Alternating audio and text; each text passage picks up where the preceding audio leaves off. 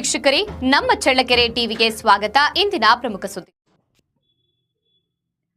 ಚಳ್ಳಕೆರೆ ವಿಧಾನಸಭಾ ಕ್ಷೇತ್ರದ ಶಾಸಕರು ಹಾಗೂ ಕರ್ನಾಟಕ ರಾಜ್ಯ ಸಣ್ಣ ಕೈಗಾರಿಕೆಗಳ ಅಭಿವೃದ್ಧಿ ನಿಗಮದ ಅಧ್ಯಕ್ಷರಾದ ಟಿ ರಘುಮೂರ್ತಿರವರು ಚಳ್ಳಕೆರೆ ತಾಲೂಕಿನ ಪಗಡಲಬಂಡೆ ಗ್ರಾಮದಲ್ಲಿ ನಡೆದ ಶ್ರೀ ಚೆನ್ನಕೇಶವ ಸ್ವಾಮಿ ದೇವಸ್ಥಾನದ ಉದ್ಘಾಟನಾ ಸಮಾರಂಭದಲ್ಲಿ ಪಾಲ್ಗೊಂಡು ಪೂಜೆ ಸಲ್ಲಿಸಿ ಆಶೀರ್ವಾದ ಪಡೆದು ಮಾತನಾಡಿದರು.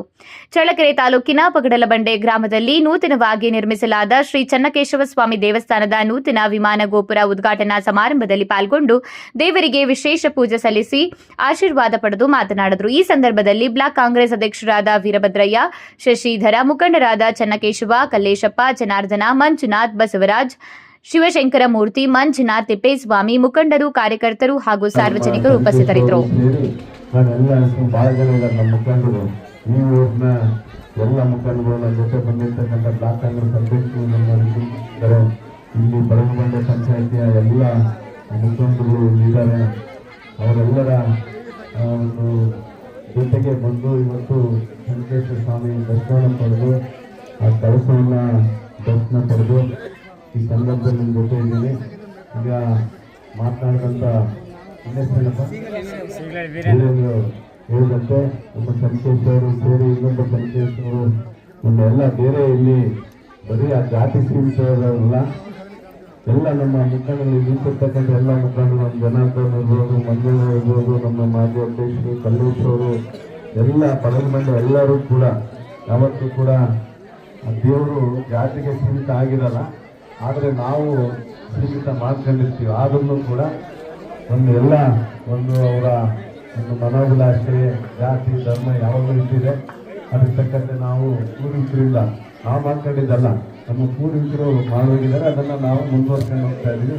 ಅಂಥ ಸಂದರ್ಭದಲ್ಲಿ ಪಡಗುಬಂಡೆ ಗ್ರಾಮದಲ್ಲಿ ಯಾವುದೇ ಒಂದು ದೇವಸ್ಥಾನ ಇದ್ದರೂ ಕೂಡ ಎಲ್ಲ ಜಾತಿ ಜನಾಂಗದವರು ಸೇರಿ ಅದರಲ್ಲಿ ಭಾಗವಹಿಸಿ ಅದಕ್ಕೆಲ್ಲ ಪ್ರೋತ್ಸಾಹ ಕೊಡ್ತಾ ಇದ್ದಾರೆ. ಖಂಡಿತವಾಗ್ಲೂ ಇದಕ್ಕೇನು ಈಗಾಗಲೇ ಜೀರ್ಣೋದ್ಧಾರ ಆಗಿದೆ. ಮುಂದೆ ನಮ್ಮ ಮುಖಂಡರು ಸೇರಿದಂತೆ ಮುಂದಿನ ದಿನಗಳಲ್ಲಿ ಇಲ್ಲಿ ಈಗಾಗಲೇ ಬೇರೆ ನಮ್ಮ ರೇವಣಸಿದ್ದೇಶ್ವರಲ್ಲ ಶ್ರೀಲಿಂಗೇಶ್ವರ ದೇವಸ್ಥಾನಕ್ಕೆ ಸಂಬಂಧಪಟ್ಟಂತೆ ನಾವು 25 ಲಕ್ಷ ನಾವು ಕೊಟ್ಟಿದ್ದೀವಿ. ಅಲ್ಲಿ ಆ ದೇವಸ್ಥಾನಕ್ಕೆ ಸಂಬಂಧಿಸಿದೆ ಕಲ್ಯಾಣ ಮಂಟಪ.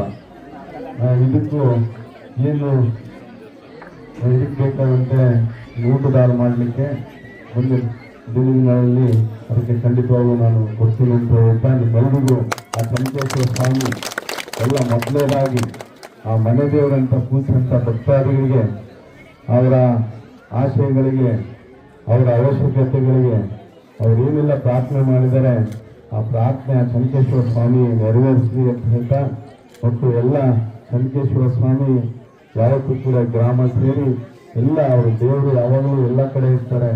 ನಾವು ಯಾವ ರೀತಿಯಾಗಿ ನಂಬಿಕೆ ಇಟ್ಟು ಆ ದೇವ್ರ ಮೇಲೆ ನಾವು ಅರ್ಪಣೆ ಮಾಡ್ತೀವಿ ನಮ್ಮ ಭಕ್ತಿಯನ್ನು, ಅದಕ್ಕೆ ತಕ್ಕಂತೆ ದೇವರು ಕೂಡ ಯಾವತ್ತೂ ಕೂಡ ಒಳ್ಳೆಯದನ್ನೇ ಮಾಡ್ತಾರೆ. ಆ ರೀತಿಯಾದ ಒಂದು ವ್ಯವಸ್ಥೆ ಆಗಲಿ ಅಂತೇಳಿ ನಾನು ಕೂಡ ಆ ಸ್ವಾಮಿಯಲ್ಲಿ ಬೇಡ್ತಾ ನನ್ನನ್ನು ಇಲ್ಲಿ ಕರೆಸಿ ಭಾಗವಹಿಸಲಿಕ್ಕೆ ಕಾರಣಕರ್ತರಾದಂಥ ಎಲ್ಲ ನಮ್ಮ ಮುಖಂಡರುಗಳಿಗೆ, ಈ ಗ್ರಾಮಸ್ಥರಿಗೆ ಎಲ್ಲರಿಗೂ ಕೂಡ ಧನ್ಯವಾದಗಳನ್ನು ಸಲ್ಲಿಸಿ